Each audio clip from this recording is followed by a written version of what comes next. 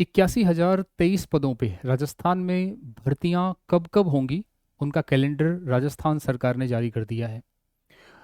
कौन से एग्जाम्स होंगे और कौन से एग्जाम्स थोड़े से ज़्यादा टाइम लेंगे, आगे जाएंगे, उन सब के बारे में बात करेंगे। चाहे वो वीडियो हो, चाहे वो कांस्टेबल हो, चाहे पटवारी हो, तमाम तरह की बातें। ठीक है, तो हम यहाँ पे देखते हैं कि कुछ चीज़ें जो है वो अनरियल लग रही हैं, लग रहा है कि इसमें टाइम लगेगा।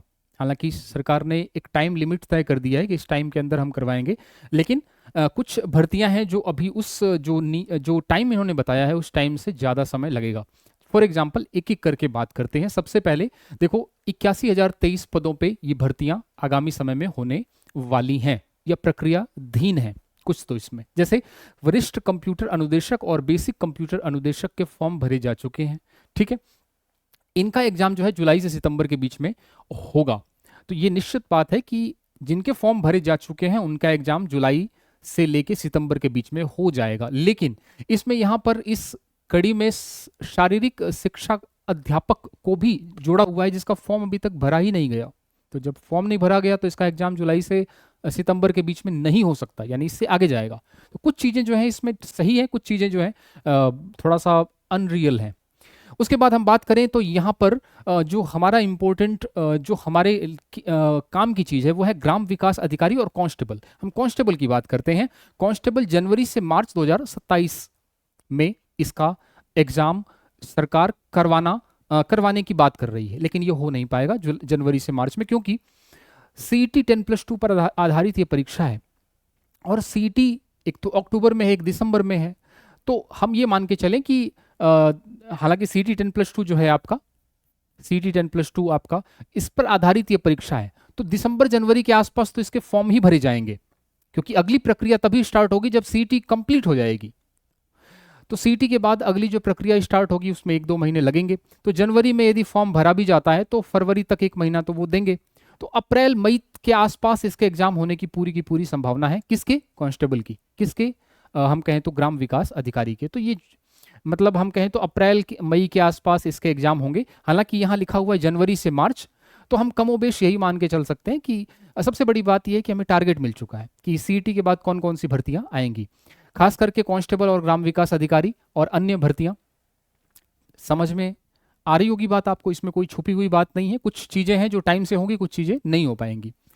उसके बाद एक चीज़ और है कि इसमें यहाँ बताया कि अच्छा, इस इन सारे पदों को जोड़ेंगे आप तो यहाँ पर 81,023 पद निकलेंगे। दूसरी बात, यहाँ पर इन्होंने बोला है 70,031 पदों पर भर्ती की तैयारी चल रही है, यानी ये नए नए पद होंगे।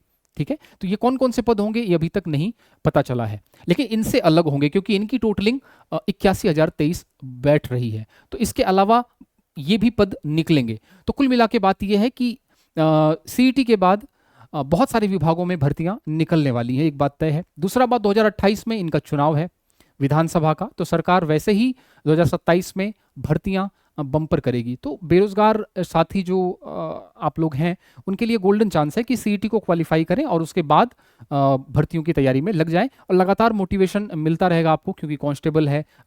टाइम टू टाइम जो है अखबारों में या फिर विज्ञप्तियों में आ जाता है कि ये एग्जाम्स प्रस्तावित हैं, इससे मोटिवेशन मिलता है। बेसिकली बात इतनी सी है। अच्छा, यहाँ पे एक बात करें शिक्षा विभाग की। शिक्षा विभाग की बात करें तो माध्यमिक शिक्षा में लगभग 1,23,000 नए पदों का प्रस्ताव है। हालांकि सारे पद तो नहीं भरे जाएंगे, खास करके इसमें सेकंड ग्रेड, फर्स्ट ग्रेड, इस प्रकार की बातें इसमें आपको देखने को मिलने वाली है। थर्ड ग्रेड में भी कह रहे हैं कि बम्पर भर्ती निकलने वाली है। तो हाँ, काफ़ी अच्छे खासे पदों पे भर्ती निकलेगी। इसके अलावा शिक्षा विभाग में सेकंड ग्रेड, फर्स्ट ग्रेड में भी भर्ती निकलेगी और अच्छी खासी। और फायदा क्या होगा, स्टाफिंग पैटर्न से जो है शिक्षकों की कमी दूर होगी।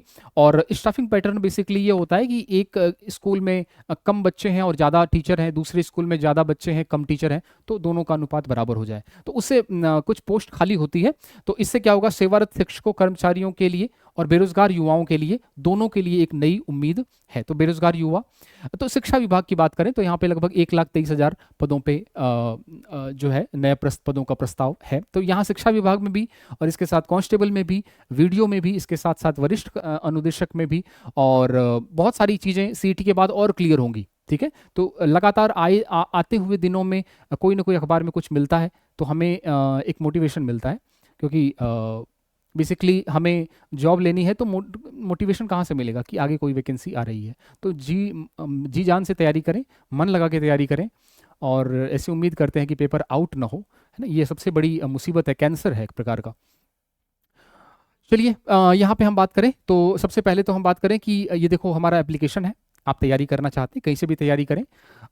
यदि आप तैयारी कर रहे हैं, करना चाहते हैं, दीक्षांत एकेडमी बीकानेर का एप्लीकेशन है, वीडियो के नीचे डिस्क्रिप्शन में लिंक दे रखा है। प्ले स्टोर पे जाएं, डाउनलोड करें। ये है फ़ोन नंबर आपका, ठीक है। इस व्हाट्सअप कर सकते हैं कोई भी डाउट है तो। टेलीग्राम चैनल है, इससे भी जुड़ जाएं आप लोग। और बहुत सारे कोर्सेज चल रहे हैं, मैथ्स का लेके, साइंस को लेके, इंग्लिश को लेके। बेसिक से आप पढ़ना चाहते हैं, आपका कोई चीज़ कमज़ोर है तो आप पढ़ सकते हैं। इसके साथ साथ कांस्टेबल का हम लोग अभी बैच स्टार्ट कर चुके हैं, ठीक है। तो इसमें आपको साइंस है, मैथ्स है, कंप्यूटर है, योजनाएं हैं, सारी मिलने वाली हैं। इसके बाद हम कहें तो तीनों एक साथ कॉम्बो भी अवेलेबल है, मैथ, साइंस, इंग्लिश का। तो पढ़ना है आपको अच्छे से। नोट साइंस में सब कुछ अवेलेबल है, क्वेश्चंस हैं, प्रैक्टिस क्वेश्चंस भी बहुत सारे हैं, डेमो क्लासेज भी हैं। तो इसी उम्मीद के साथ हम मिलते हैं अगली क्लास में। Thank you so much.